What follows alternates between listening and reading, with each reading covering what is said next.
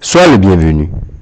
Dans cette vidéo, nous allons chercher à expliquer la notion d'espace affine, une notion qui est assez confuse quand on est étudiant en première année. Je m'efforcerai donc de le faire de la façon la plus claire et précise qu'il soit. Une parenthèse. Lorsque vous avez besoin d'explications du cours, lorsque vous avez besoin de traiter des exercices, des examens passés, de devoirs ou de travaux dirigés, ou même des exercices d'application donnés au cours, nous pouvons vous aider en vous fournissant des propositions de correction afin que vous puissiez vérifier ce que vous faites à chaque fois. Pour cela, contactez juste le 70 47 64 31 pour avoir accès à tous mes contenus vidéo qui sont adaptés, ou soit suivez tout simplement nos travaux dirigés. Donc sans plus tarder, commençons. Vous avez remarqué que quand vous prenez par exemple 3 points du plan, nous avons l'habitude de dire que quand on prend le vecteur AB plus le vecteur BC, ça donne quel vecteur? Le vecteur AC. Cette relation que l'on baptise souvent de relation de Chasles. Nous remarquons aussi que quand vous prenez un vecteur donné U, et quand vous prenez un point donné A, voilà, on peut placer un seul point M pour lequel AM égale à U. Essayez de le faire vous-même. Prenez un vecteur quelconque U et prenez un point A quelconque. Et essayez de placer un point M qui vérifie AM égale à U. Vous verrez que c'est un seul point que vous pouvez placer. Et ce point, il sera peut-être quelque part ici. Voyez-vous? Donc, à chaque fois qu'on prend un vecteur U, et à chaque fois qu'on prend un point A, on remarque qu'il existe un seul point M, tel que AM égale à U. Et aussi, une dernière remarque, c'est que à 2 points du plan, on associe quoi? Un vecteur. Avec toutes ces remarques-là que je viens de faire, nous allons préciser la notion d'espace affine. Voilà. On va noter E, un ensemble non vide. Voilà, qui va désigner notre ensemble de points. Et grand E, ici, un espace vectoriel. Ça sera l'espace des vecteurs. Et nous aurons une application qui prend 2 points. C'est-à-dire l'application là. L'application qui prend 2 points et leur associer un vecteur, c'est ça qu'on va noter phi. L'application donc définie de E croix E vers grand E. Et qui prend donc 2 points, M et N par exemple, et lui associe le vecteur phi de Mn. Qu'on va noter. Donc noter quoi? On note phi de Mn, Mn avec flèche, comme ceci. Maintenant, à quelles conditions, voilà, cet ensemble de choses pris peut être considéré comme un espace affine? À quelles conditions le triplet E, phi, est un espace affine? Tout simplement. À quelles conditions on peut dire que c'est un espace de points tel que vous le faites depuis la classe de collège? C'est lorsque tout simplement les relations que je viens de remarquer sont vérifiées, à savoir la relation de Chasles et cette relation de bijectivité. Voilà, donc la première relation, il faut que phi de AB plus quoi?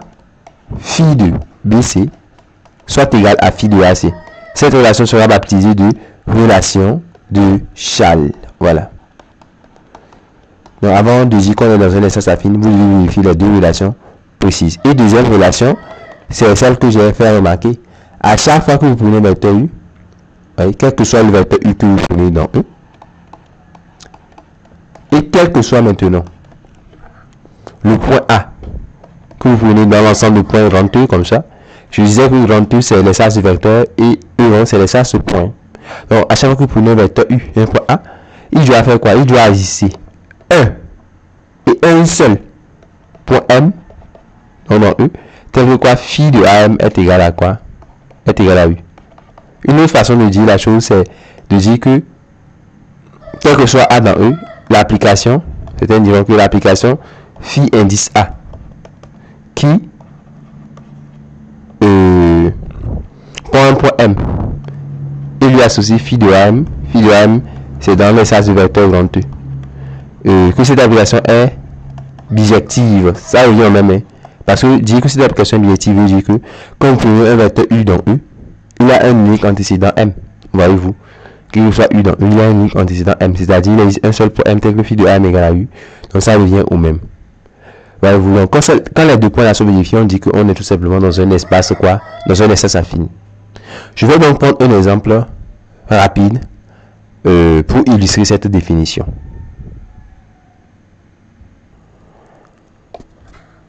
Ici, dans cet exemple, on prend un espace vectoriel et l'ensemble du point E est égal à l'ensemble grand E. Donc on traite le cas particulier où voilà, E est égal à grand E. Et on définit l'application phi définie ou quoi E dans grand E qui par un couple AB et lui associe quoi B moins A. Autrement dit, ici, on définit le vecteur AB comme étant égal à quoi B moins A. C'est la définition que l'on prend ici. Il s'agit de montrer que le triplet ainsi défini, EE phi, est bien un espace affine. Et donc, nous devons vérifier les deux relations. La relation de Schall et ensuite celle de bijectivité. C'est ce que nous allons faire d'ailleurs. Donc, essayons de vérifier la relation de Schall. Pour cela, il faut prendre 3 points que je baptise respectivement A, B et C. Il me faut donc évaluer phi de AB plus quoi phi de BC et espérer à trouver phi de AC. Donc phi de AB par définition, c'est quoi? C'est B moins A. Et donc si on applique cette même définition pour phi de BC, nous trouvons tout simplement C moins B. Nous voyons donc que ici B et ici moins B, bah ça se simplifie. Et ce qui fait que ce qui reste c'est quoi? C'est tout simplement C moins A après calcul. Et C moins A correspond tout simplement à quoi? À phi de AC. Nous venons donc de vérifier que phi de AB plus phi de BC est bien égal à phi de AC. On vient donc de démontrer la relation de Schall. Il reste à vérifier celle de bijectivité. Et donc, pour vérifier ça, je prends un point A de E et je construis l'application phi A.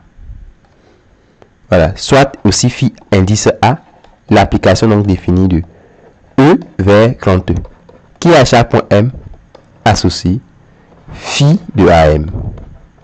Voilà, c'est ce que nous avons vu dans la définition.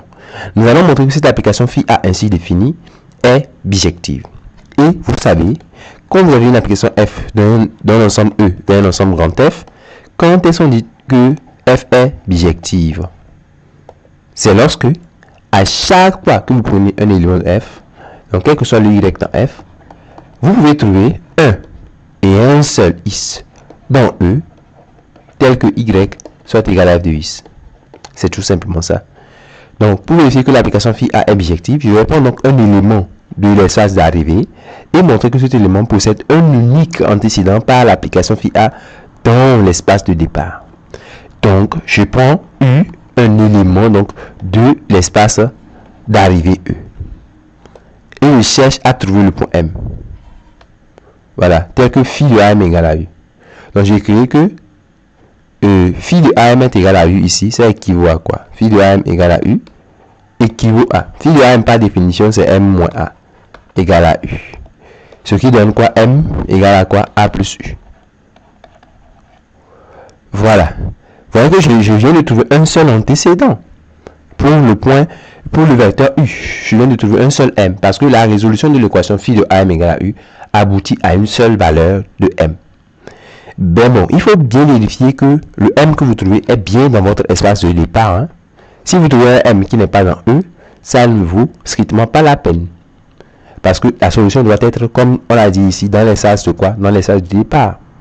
Donc, pour le justifier, je dis qu'on a pris A où? On a pris A dans E. Et nous savons que E ainsi pris, c'est encore grand E. Ne l'oublions pas. Donc, A ici est dans grand E. U aussi est dans grand E. Vous savez, dans un espace vectoriel, la somme de deux vecteurs donne un vecteur. C'est-à-dire que la somme de deux éléments de E va donner un élément de E. Donc, je dirais que comme A est dans E et que U est dans E, alors on sait que A plus U doit être aussi dans E. C'est-à-dire qu'il est dans l'espace E comme ça, puisqu'il y a égalité. Voilà, donc je viens de justifier que la solution qu'on a trouvée est bien dans les sas de départ. Je le dis, il faut le vérifier, que la solution trouvée est bien dans les sas de départ. Et c'est ce que j'ai fait. Donc je vais donc affirmer que, alors, à chaque fois que vous prenez un point A dans E, et à chaque fois que vous prenez un vecteur U dans E, je vais vous montrer qu'il existe un unique point M. Dans E, je l'ai justifié. Ici, M, c'est quoi? C'est tout simplement A plus U. Si je veux, je peux même donner son expression.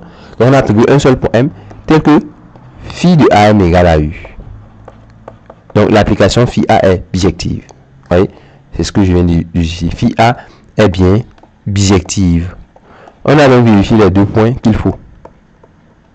On peut donc conclure que le triplet E phi est un espace affine, est bien un espace affine. Voilà donc pour cet exercice. Nous vous demandons de reprendre afin de mieux comprendre. À la prochaine. Et surtout, n'hésitez pas à me contacter pour avoir accès à des vidéos analogues comme celle-ci. Encore meilleure.